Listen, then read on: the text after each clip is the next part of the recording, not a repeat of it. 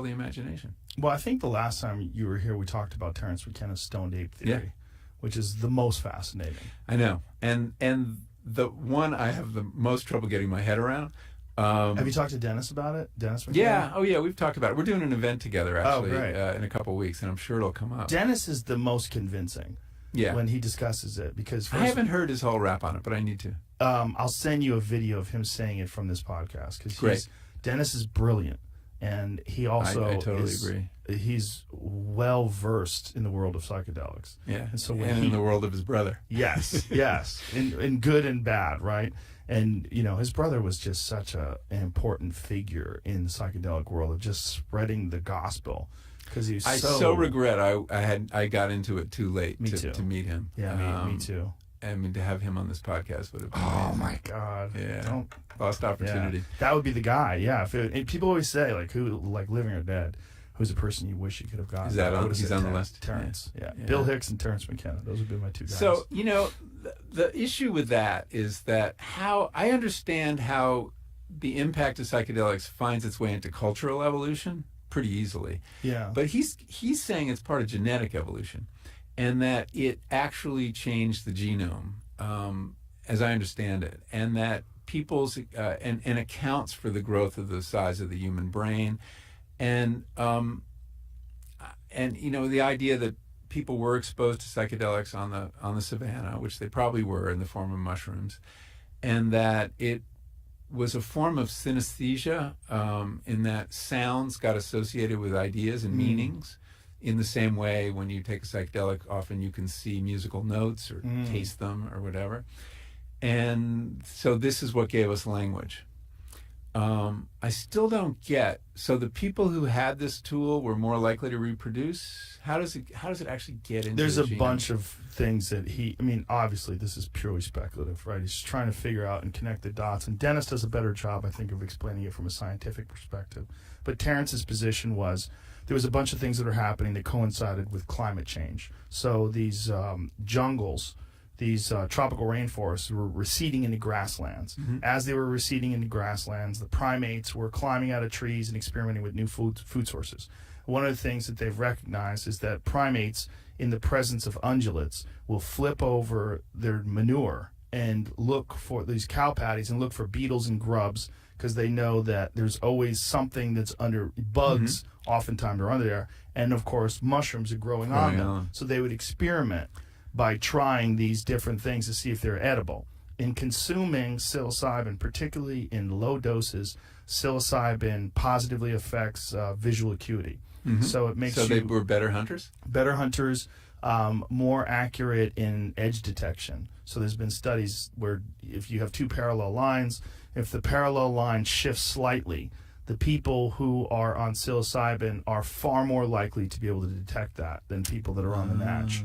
Fascinating. Yeah, so that's one. There's some cultures that give psilocybin to their hunting dogs. It makes sense. Yeah. It makes sense. There's a clarity involved in consumption of psilocybin where it sort of eliminates anxiety. It focuses you on tasks at hand, specifically in lower doses. Yeah.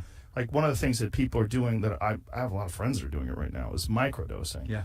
It's very, very popular. And their perspective is that there's something about microdosing that allows them to be more present. It allows them to feel better and be less anxious. Work better and feel more creative, yeah. The other thing about psilocybin is that it enhances community. So the idea that all these primates were doing it together, they were more loving, more connected, more loyal to each other, and this might have enforced tribal behavior. So that might have been a protective issue. So they were better hunters, more tribal, and it makes them horny. So they're more likely to have sex, more likely to breed. And then with the creativity involved, the idea was the creativity might have also enhanced their hunting, might have also enhanced tool making, and then, of course, the language aspect of it. The connection of sounds to objects. Yeah. That it might have initiated that. That's a very good restatement. Thank you. Excellent. That's better than the version in Terrence's book. Well, it's over the course of 2 million years that the human brain size doubled, which is crazy.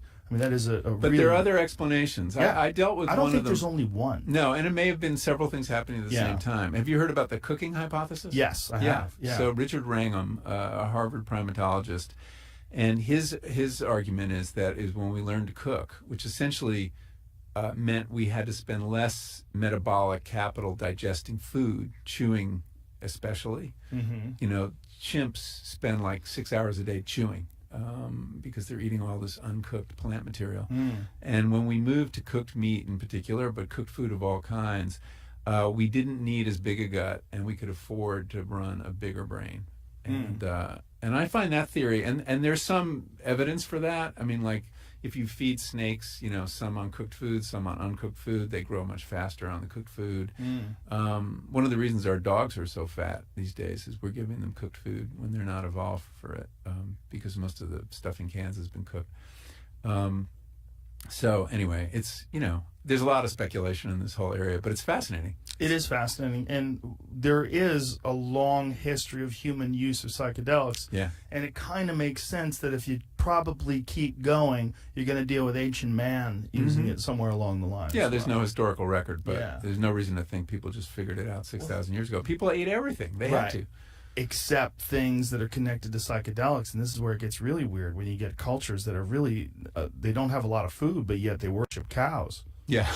You know, and why would they worship cows? Well, the speculation is that cows, the cow manure, patties. yeah, and then psilocybin grows in the manure. Yeah, there's several cultures where cows are My friend Duncan, he grew up in Asheville, North Carolina, and they used to put some kind of something in the feed of cows to try to get cows to stop producing psychedelic mushrooms.